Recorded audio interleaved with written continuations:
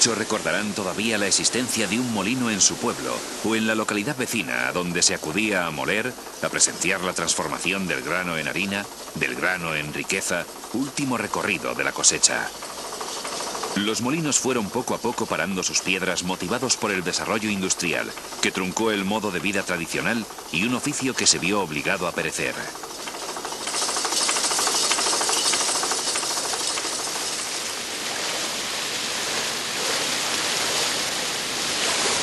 Hace 300 años que los chopos de la ribera resguardan un molino harinero en el entorno de la localidad ostense de Ontinyena.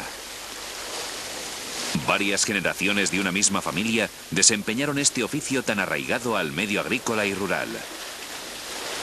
Manuel Riverola, hijo y nieto de molineros, hace unos años que restauró el molino donde tantas veces vio a su padre trabajar.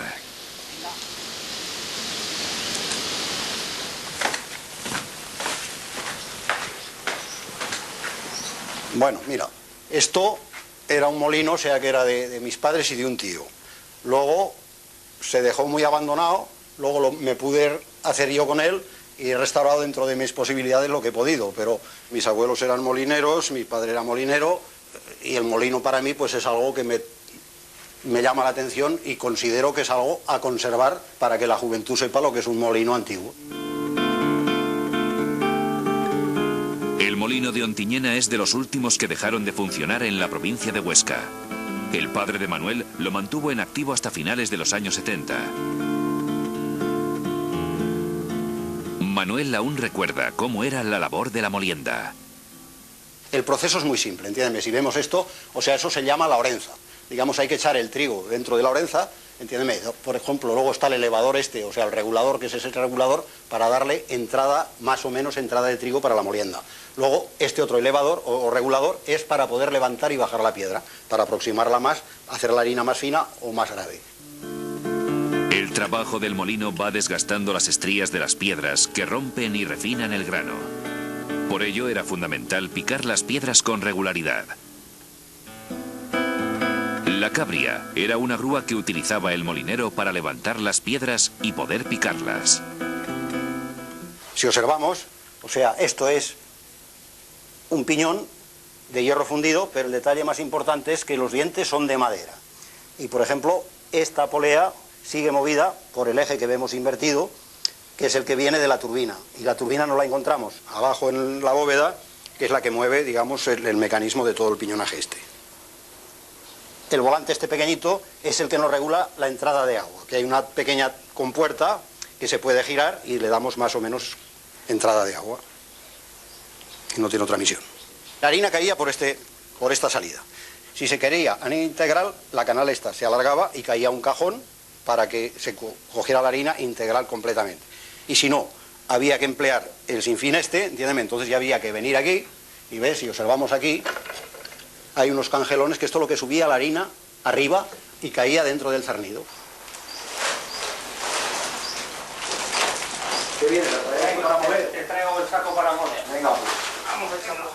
Cada semana el agricultor llevaba el trigo al molino. El molinero vertía el grano en la tolva y abría la entrada de agua para que ésta golpeara con fuerza los rodetes, que ponían en movimiento los mecanismos del molino.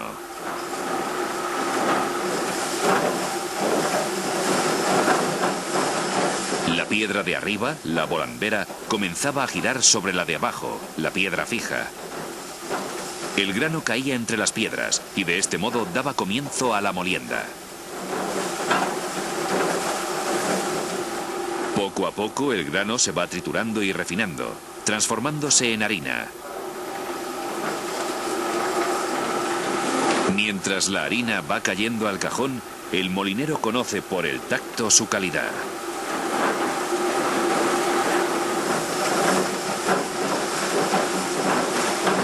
Durante la molienda, el molinero permanecerá atento a la labor para que no falte el grano entre las muelas, a fin de evitar el desgaste que se produce por el rozamiento entre ambas piedras al trabajar en vacío.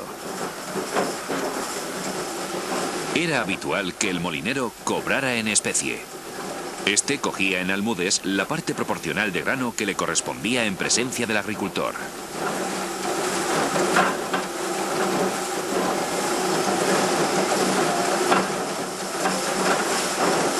sea, esto no se puede decir que sea harina, digamos, panificable.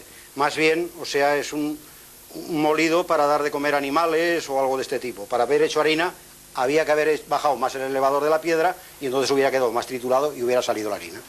El último paso del proceso era el cernido de la harina.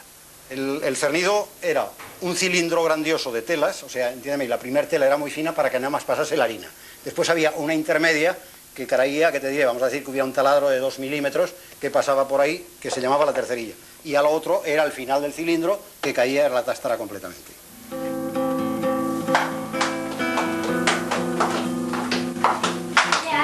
Manuel muestra a sus nietas el resultado de esta demostración de la molienda. Está perfecto. ¿Qué? Que está perfecto. Quiere que las niñas observen cómo se trabajaba antaño, cómo se vivía entonces, la vida que llevaron sus antepasados, los molineros, que en el discurrir de los años han sido los encargados de mantener vivo un oficio y un edificio que hoy se ha convertido en patrimonio cultural heredado e irrepetible.